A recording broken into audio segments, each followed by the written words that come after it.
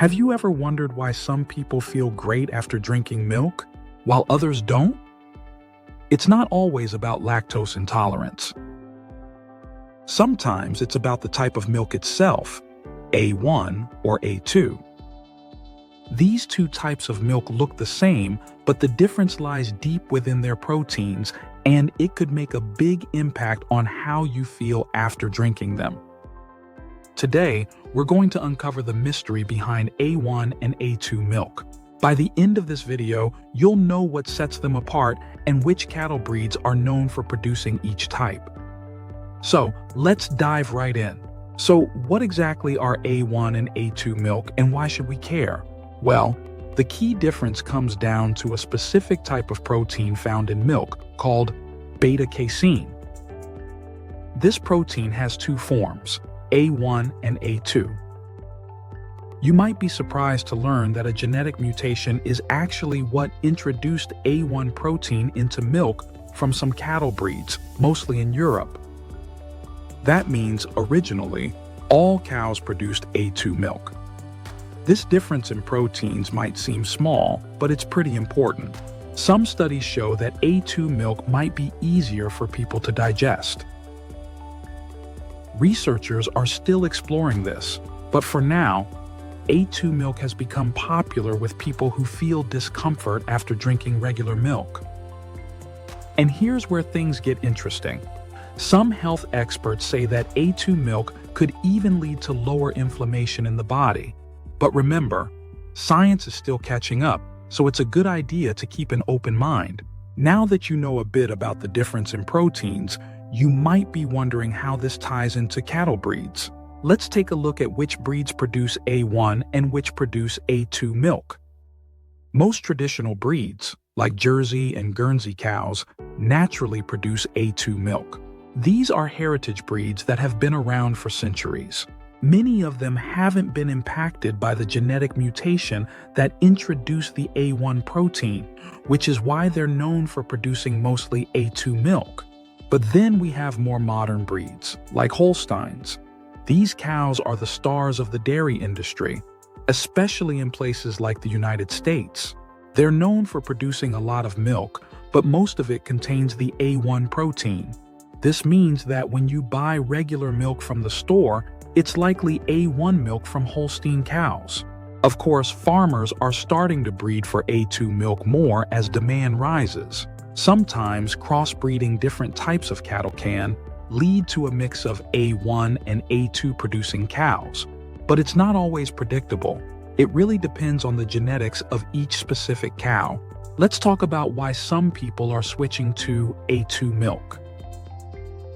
If you're someone who loves milk, but sometimes gets an upset stomach after drinking it, A2 milk could be worth trying. Some scientists believe that the A1 protein may release a compound in our bodies that affects digestion in certain people.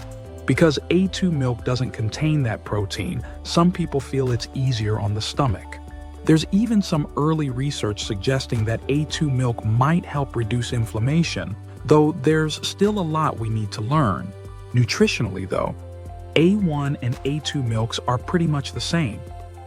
You get the same calcium, protein, and vitamins from both types. And when it comes to taste, some people say A2 milk has a richer, creamier texture, which can make it feel like a treat. Of course, switching to A2 milk is a personal choice.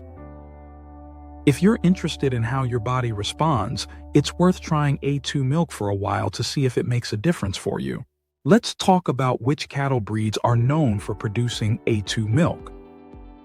If you're a dairy farmer or even a milk enthusiast, this might help you understand where to look for high-quality A2 milk. One of the most popular breeds for A2 milk is the Jersey cow.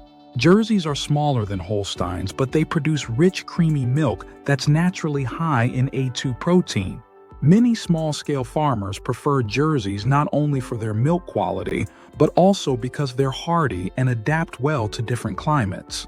Another breed that shines for A2 milk is the Guernsey.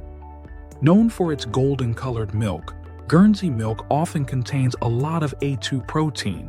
Guernseys are a great choice if you're looking for a breed that naturally produces A2 milk without the need for specific breeding programs. If you're in a hot climate, there are even breeds like the Sahiwal and Gir, which originate from India. These breeds are naturally resistant to high temperatures and produce milk with A2 protein.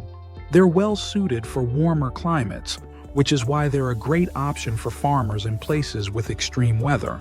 As we mentioned earlier, some farmers are starting to crossbreed A1 producing cows with A2 breed to try and produce more A2 milk. This approach isn't foolproof, but with careful breeding, you can increase the chances of getting cows that naturally produce A2 milk. Now, knowing which breeds produce A2 milk can be helpful, but there's more to think about if you're choosing a breed for your own farm or just want to learn about the milk in your fridge. Let's talk about some practical tips to help you decide between A1 and A2 producing cattle breeds. First, let's talk about costs. Cattle breeds that produce A2 milk, like Jerseys and Guernseys, can sometimes be more expensive because of their popularity for A2 milk. If you're farming, that higher price can be worth it, especially since the demand for A2 milk is growing. But if you're focused on quantity, A1 breeds like Holsteins, which produce high volumes of milk, are still a strong choice. Next, consider your climate. Some A2 breeds, like Sahiwal and Gir, come from hot regions and are known for their heat tolerance. They do great in warmer climates and don't need as much cooling or special care as European breeds might. This can make a big difference if you're farming in a place with high temperatures. Then there's your production goal. If you're aiming for high milk volume and mostly selling to large-scale markets, A1 breeds might be your best bet for volume. But if you're tapping into niche markets, like health food stores or A2-focused consumers, then A2 breeds can help you stand out. They're also popular with smaller artisanal dairy farms that prioritize milk quality over quantity. Finally, think about crossbreeding.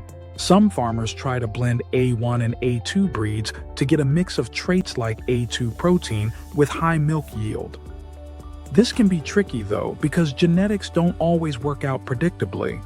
It can take time and careful breeding to get the right balance. So now you know the key differences between A1 and A2 milk and which cattle breeds produce each type. From protein differences to breed choices, we've covered a lot about what makes these milks unique. If you're sensitive to milk, trying A2 milk might be worth it to see if it feels better for you. And if you're interested in dairy farming, choosing the right breed can make a big difference, whether you're focused on high-quality milk or maximizing production. Ultimately, both A1 and A2 milk have their place, and understanding the differences can help you choose what's best for your health, your preferences, or your business. So the next time you pour a glass of milk or consider starting a dairy farm, you'll know exactly what to look for. Thanks for watching, and remember, knowing your milk is the first step toward making the best choice for you. Enjoyed learning about A1 and A2 milk? Give this video a thumbs up and hit that subscribe button for more insights on making the best choices for your health and farm. Don't miss out on our latest videos. Subscribe now and stay in the know.